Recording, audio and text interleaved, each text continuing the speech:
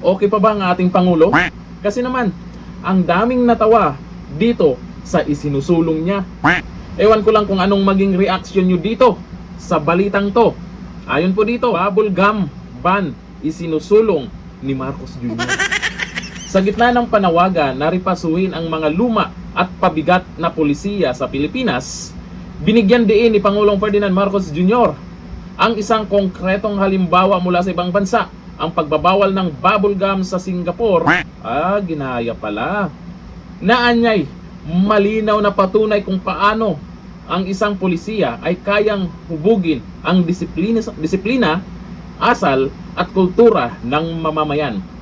Sa kanyang vlog, ipinaliwanag ng Pangulo na mahalagang sukatan ng isang magandang pulisiya ang kakayahan nitong magbigay gabay, mapabuti ang pag-uugali ng tao, madaling ipatupad at higit sa lahat, hindi maging perwisyo sa publiko. Bilang halimbawa ng pulisiyang pandisiplina, tahasang tinukoy ni Marcos Jr. ang karanasan ng Singapore. Sa Singapore daw kasi, pinagbabawal ang pagbebenta at pagpapasok nito sa bansa dahil napakahirap linisin at kapag idinikit kung saan-saan, maraming insidente na na-stuck ang mga pinto ng tren dahil sa improper disposal.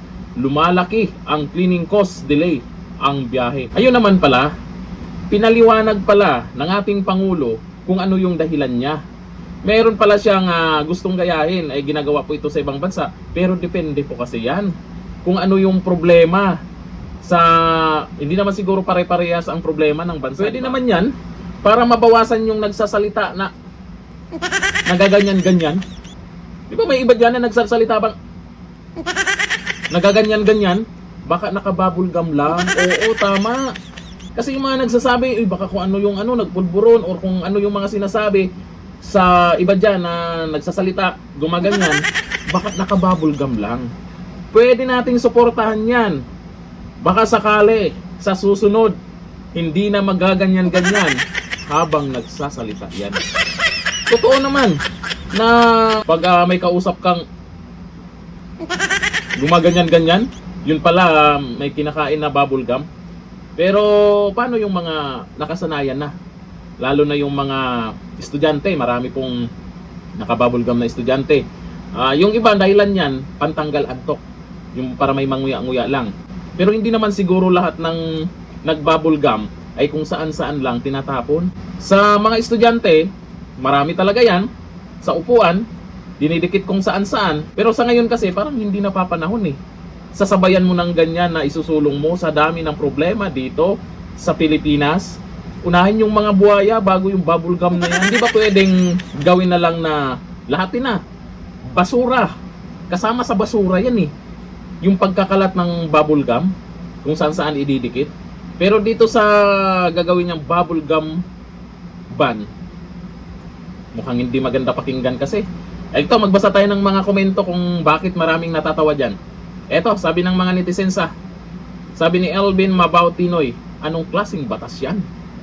Sabi ni Aye Diokno, ang laking tulong sa ekonomiya niyan, maraming salamat po. Nagpasalamat, malaking tulong daw yan, malaking tulong. Sabi ni Sampliban Kamarudin, grabe katalino ni President BBM.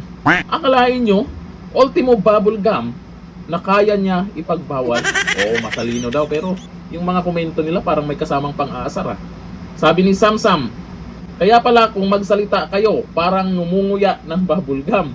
Very good na batas po yan. O malay nyo, yun nga yung kagaya ng sinabi ko, baka mabawasan yung mga taong nagsasalita habang gumaganyan.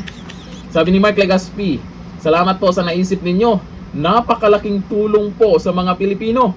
Imagine nyo, napakaraming nahihirapan pa rin sa paghahanap ng trabaho dahil sa mataas na diskriminasyon sa kwalifikasyon, lalo kapag umabot ka sa edad na 30 pataas. Pero naisipan ninyo yan, saludo po ako.